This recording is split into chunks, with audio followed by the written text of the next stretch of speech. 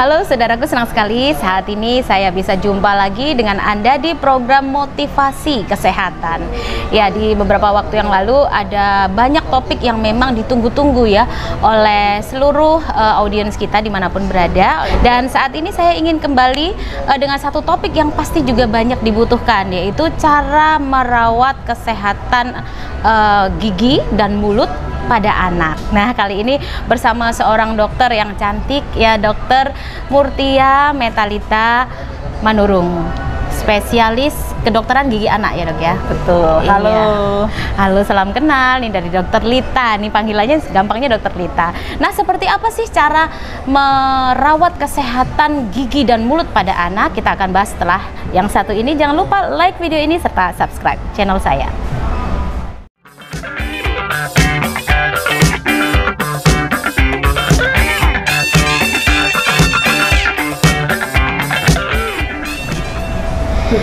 Iya, saudaraku, kembali di motivasi kesehatan tentang cara merawat kesehatan gigi dan mulut pada anak. Nah, bersama seorang dokter spesialis kedokteran gigi anak, saat ini Dokter Lita atau nama lengkapnya Dokter Murtia Metalita Manurung.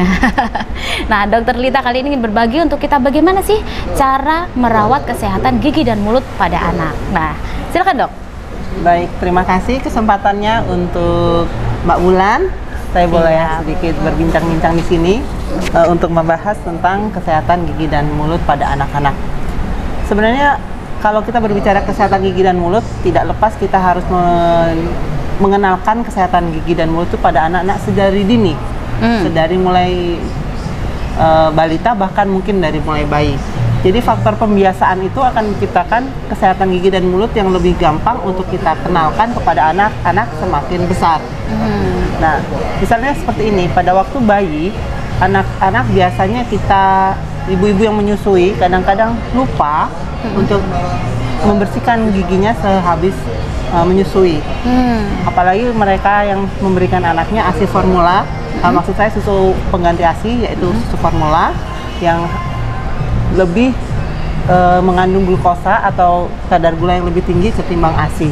Nah, itu faktor itu bisa menyebabkan gigi menjadi tempat yang nyaman untuk bakteri karena kadar gula yang tinggi dari susu pengganti ASI, yaitu susu formula tersebut.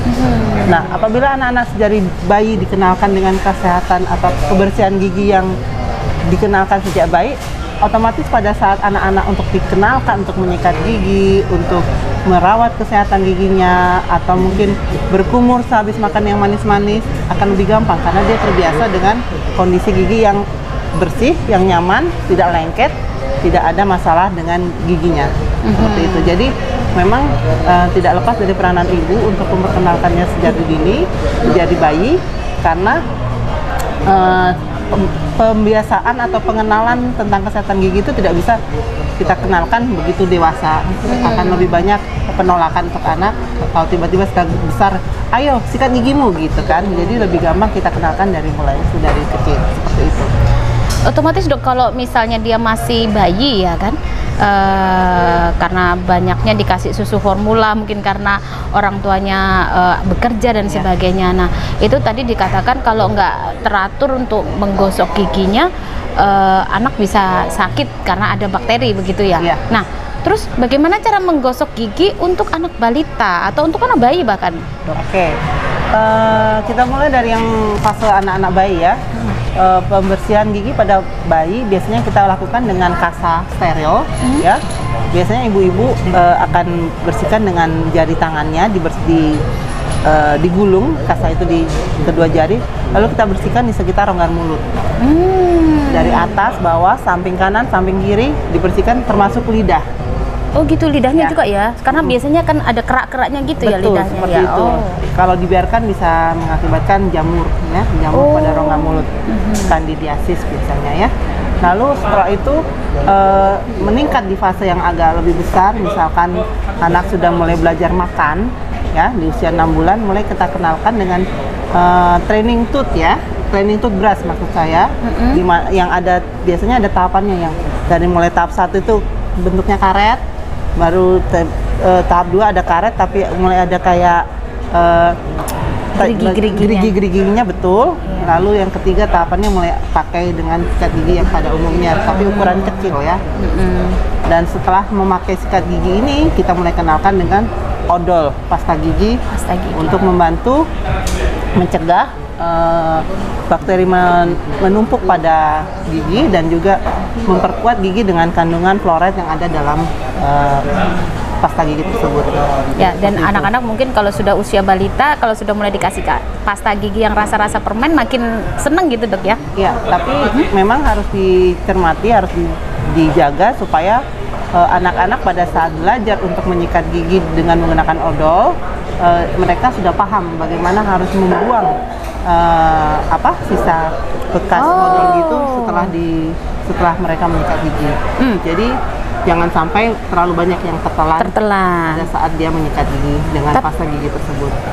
Tapi pada prakteknya seringkali kalau di awal-awal mungkin anak-anak nggak tahu karena enak gitu ditelan gitu. Terus gimana nih dok?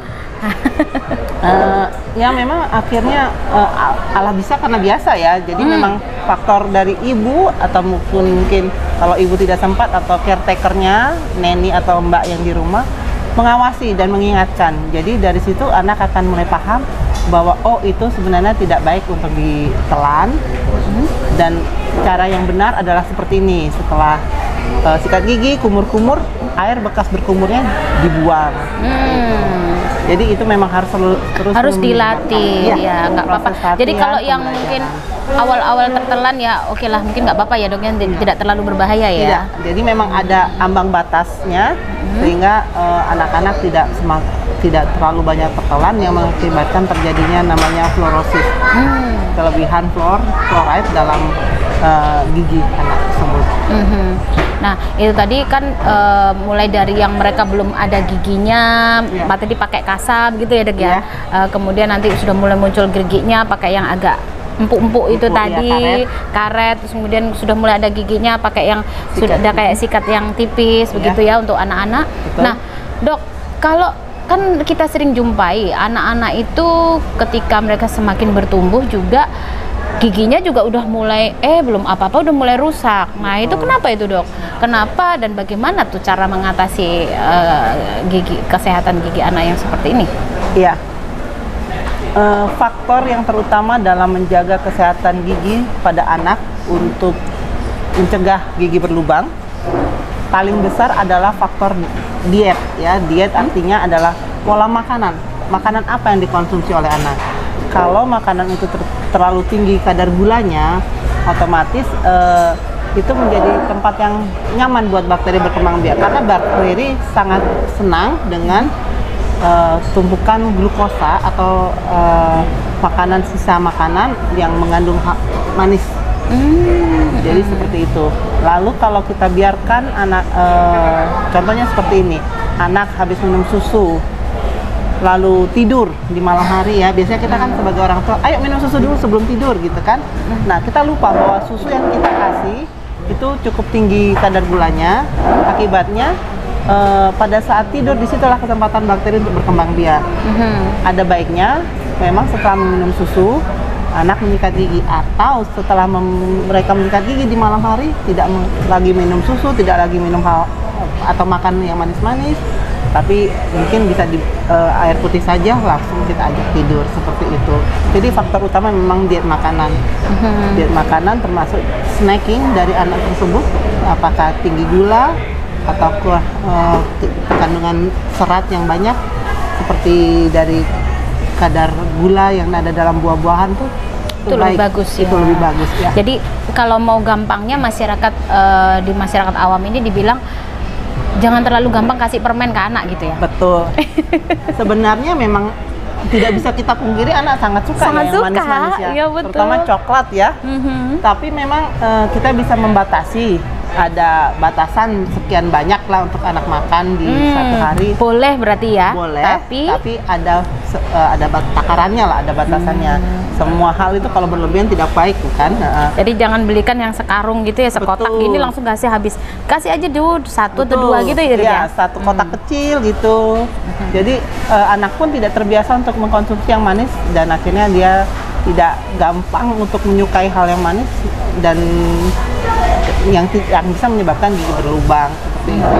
Tapi kalau misalkan mau nggak mau anak harus makan gitu, tetap kita ingatkan paling tidak dia menyikat gigi atau berkumur-kumur setelah makan atau minum sesuatu yang manis dengan air putih. Jadi kayak dibilas ya, dibilas. Kalau kita minum air putih kan bisa kita telan habis setelah kita berkumur ya. Nah itu akan paling tidak mengurangi kadar gula yang ada dalam rongga mulut seperti itu. Itu hal yang paling simpel lah untuk dilakukan. Misalkan kita harus lagi di luar atau lagi berpergian, tidak sempat sikat gigi, suruh anak kumur-kumur dulu dengan air putih seperti membilas, nanti baru kita ajak waktu pulang, ayo sikat gigi sebelum tidur. Nah, bagaimana kalau pada sudah mulai menjaga, namun kelolosan nih, tiba-tiba anak ini langsung mengalami giginya sakit, nangis terus. Nah, ini gimana dok? Kalau pada anak kecil kan cukup merepotkan nih kalau sakit gigi. Iya, memang. Kalau sudah sakit gigi, memang itu yang masalah yang paling susah untuk kita membawa anak ke dokter gigi. Sama seperti proses memperkenalkan menjaga kesehatan gigi, memperkenalkan menyikat gigi, proses memperkenalkan anak ke dokter gigi pun harus bertahap. Betul, belum apa-apa udah nangis duluan. Iya, jadi jangan dibawa ke dokter gigi pada saat cuman anak waktu sakit giginya, karena itu akan memberikan trauma. Jadi di dalam pikiran anak ke dokter gigi itu sakit seperti itu. Tapi mungkin bisa dikenalkan dari kecil. Pada saat anak dalam kondisi kesehatan giginya baik, diajak ke dokter gigi untuk sekedar cek giginya, atau dibersihkan, atau pemberian topikal aplikasi fluoride ke dokter gigi anak gitu. Nanti lama-kelamaan anak akan menyenangi kunjungan ke dokter gigi itu. Jadi pada saat ada lubang yang kecil, dibersihkan dan ditambal pun anak tidak akan merasa keberatan. Tidak akan ketakutan. Tidak akan ketakutan. Tapi kalau kita baru kenalkan pada saat anak sudah menderita sakit yang parah ya, cenut-cenut, bahkan sudah mungkin gusinya bengkak. Aduh, aku mau diapain lagi dia sendiri nggak usah anak-anak, kalau udah tua aja udah takut gitu ya dok. Betul, itu dia. Dia sendiri sudah merasa kesakitan kan, tiba-tiba harus membuka mulut, harus dalam tanda kutip harus diobok-obok mulutnya kan, anak akan merasa jadi histeris mungkin ya. Nah akhirnya tidak akan mau lagi ke dokter gigi. Jadi pola pikirannya menganggap ke dokter gigi itu menyakitkan. Memang harus dibiasakan pembiasaan itu sedari tidak ada masalah dengan gigi. Jadi tidak ada traumatis ke dokter gigi. Betul, gitu ya, seperti itu Mbak Ulan. Baik. Nah, mungkin kita sudah sampai di ujung bicara kita tentang cara melawat kesehatan gigi dan mulut, dok. Mungkin ada sebagai kesimpulan yang mau disampaikan ke teman-teman di sana? Oke, terima kasih. Yang mau saya garis bawahi di sini bahwa semua proses yang kita lakukan kepada anak, proses pengenalan kesehatan gigi dan rongga mulut, lalu mencegah gigi berlubang pada anak, itu semua proses pembiasaan. Jadi alangkah baiknya kalau kita mulai sedari kecil, sedari dini, mungkin dari bayi. Kalau mungkin yang bayi sudah kelewatan, ya kita mulai dari balita. Menjaga lebih baik daripada mengobati. Tindakan preventif jauh lebih ringan dan tidak menimbulkan trauma pada anak daripada tindakan kuratif.